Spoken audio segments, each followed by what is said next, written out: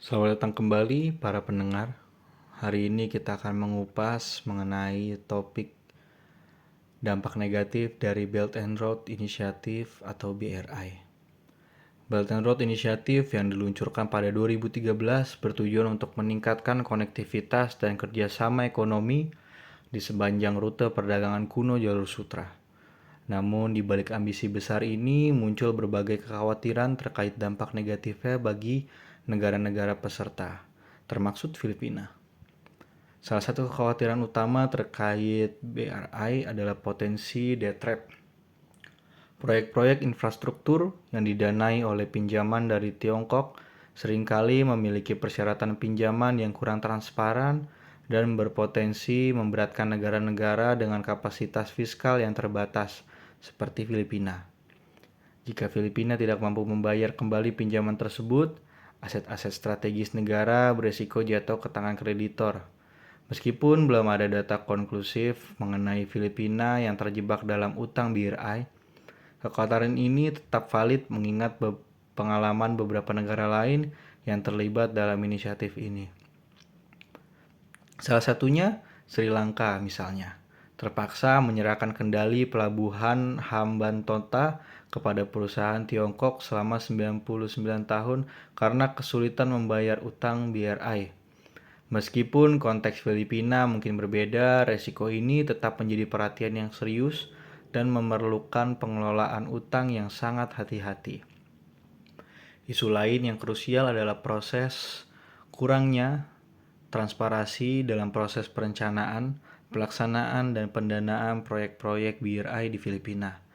Kurangnya informasi yang jelas mengenai persyaratan pinjaman, studi kelayakan proyek yang komprehensif, dan proses tender yang terbuka dapat membuka peluang terjadi korupsi dan inefisiensi.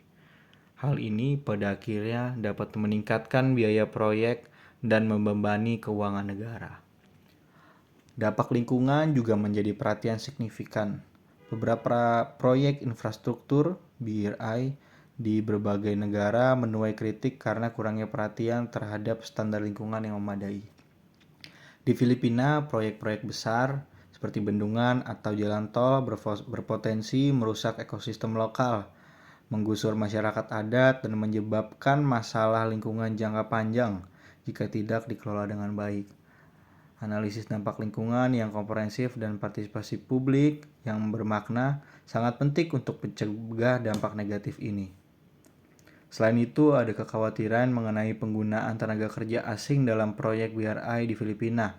Meskipun transfer pengetahuan dan teknologi penting, masuknya perusahaan asing dalam jumlah besar dapat menimbulkan persaingan dengan tenaga kerja lokal dan berpotensi menimbulkan masalah sosial jika tidak diatur dengan baik. Prioritas harus diberikan kepada pengguna tenaga kerja Filipina dan memastikan adanya transfer keterampilan yang efektif. Dari sudut pandang geopolitik, keterlibatan Filipina dalam BRI juga menimbulkan pertanyaan mengenai potensi ketergantungan yang berlebihan pada Tiongkok. Di tengah kompleksitas hubungan regional dan sengketa teritorial di Laut Cina Selatan, Filipina perlu menjaga keseimbangan hubungan dengan berbagai kekuatan global dan memastikan bahwa partisipasinya dalam BRI tidak mengorbankan kedaulatan dan kepentingan nasionalnya. Lebih lanjut, dampak sosioekonomi dari proyek-proyek BRI perlu diteliti secara seksama.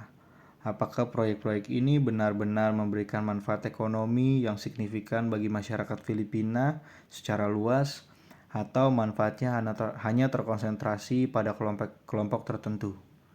Penting untuk memastikan bahwa proyek BRI menciptakan lapangan kerja yang layak, meningkatkan infrastruktur yang berkelanjutan, dan berkontribusi pada pertumbuhan ekonomi yang inklusif.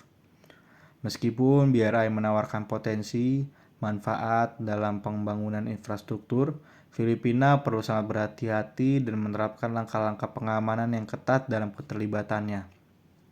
Transparansi kontrak, analisis risiko utang yang komprehensif, kepatuhan terhadap standar lingkungan dan sosial, serta prioritas pada tenaga kerja lokal adalah beberapa hal krusial yang memitigasi potensi dampak negatif.